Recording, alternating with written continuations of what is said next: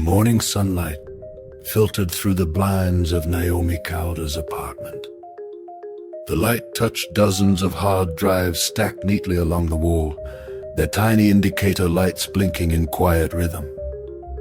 Naomi hadn't slept.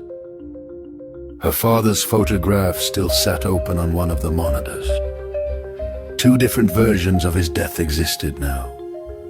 One memory in her mind, another in the historical record.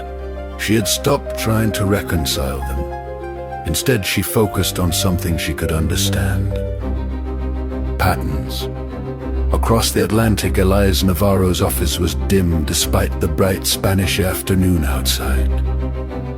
Ancient stone walls surrounded modern machines, humming with quiet determination. His screens displayed maps of the world layered with glowing markers. Naomi's voice crackled softly through the call. "Have you finished the calculations?" "Yes," Elias said, "but I want you to see it." He rotated one of his monitors toward the camera. A map of Earth appeared. 7 red markers glowed across the continents.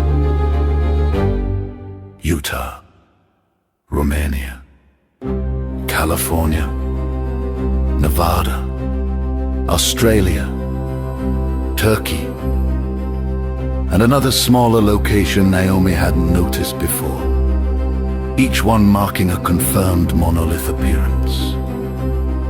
Naomi nodded. "That's all of them." "No," Elias said quietly. "That is only the beginning." He pressed a key. Thin white lines appeared between the markers. At first they looked random. But as more lines formed, a structure emerged. The pattern stretched across the planet like an enormous geometric web. Naomi leaned closer to her screen. "Is that a grid?" Elias shook his head. "No." He zoomed the map outward slightly. The pattern shifted. The lines formed curved arcs rather than straight connections. A spiral. A locking spiral. Naomi felt a chill crawl up her spine. "It looks like a mechanism." Elias nodded slowly. "Yes." He tapped a few more keys. Additional markers appeared across the globe, dozens of empty points, locations where no monoliths had appeared yet. Future nodes. Naomi counted them quickly. 27 more? 26. Elias corrected. 26 additional activations. Naomi leaned back in her chair. "That's 33 total." "Yes." Elias enlarged the pattern again. Now the structure was unmistakable. The nodes formed massive rotating arcs across the planet's surface, like enormous gears or tumblers inside a vault lock. Naomi whispered, "Oh my God." Elias highlighted the center point of the pattern. The arcs converged at a single location, a massive white continent at the bottom of the map. Antarctica. Naomi stared at it. "That's the final node." "Yes." Elias ran another simulation. The arcs rotated slowly as new monolith nodes activated, each one aligning the planetary structure closer to completion. Naomi watched the simulation unfold. "It's not just a pattern," she said. "It's a sequence." "Yes." Elias nodded. "Each monolith is adjusting the system." "Adjusting what?" Elias paused, then answered quietly. "The timeline." Naomi looked at the simulation again. The arcs rotated into alignment. When the final node activated, the entire pattern locked into place. A massive planetary symbol formed. It resembled a keyhole. Naomi felt her stomach tighten. So when the last monolith appears, Elias finished the thought. The lock opens. For several seconds, neither of them spoke. Then Naomi asked the question neither of them wanted to consider. What happens when it opens? Elias didn't answer immediately.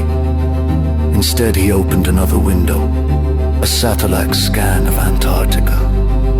Deep ice mapping from international research surveys.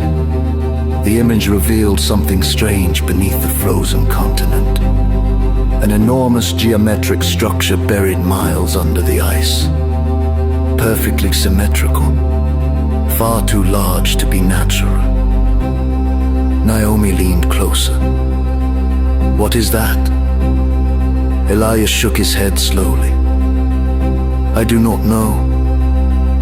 He enlarged the scan. The structure resembled a colossal ring, or a gate.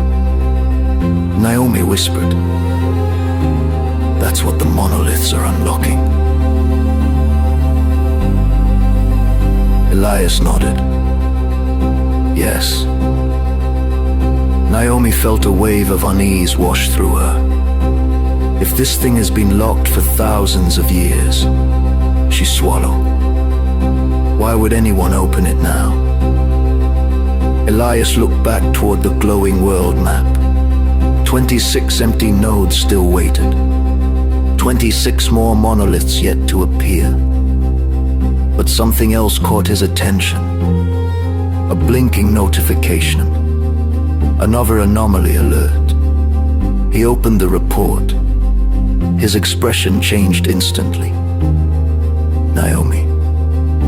What? Elias turned his screen toward her. A new red marker blinked into existence. High in the mountains of northern China, another monolith had appeared. Naomi stared at the map. 7 had become 8. The mechanism had moved one step closer to completion. But Elias wasn't looking at the marker. He was studying something else. The anomaly report attached to it. He read the line again slowly, then spoke in a voice barely above a whisper. This correction is much larger. Naomi's pulse quickened. How much larger? Elias turned the screen fully toward her. The anomaly report displayed a single line of analysis. Global historical variance detected. Naomi frowned. What does that mean? Elias looked directly at the camera. It means the last correction didn't change a single event. He paused. It changed something that affects the entire world. Naomi's voice was barely audible. What changed? Elias refreshed the historical database. The answer appeared immediately. And when Naomi saw it, the blood drained from her face. Because according to the new timeline, the Cold War had ended 10 years later.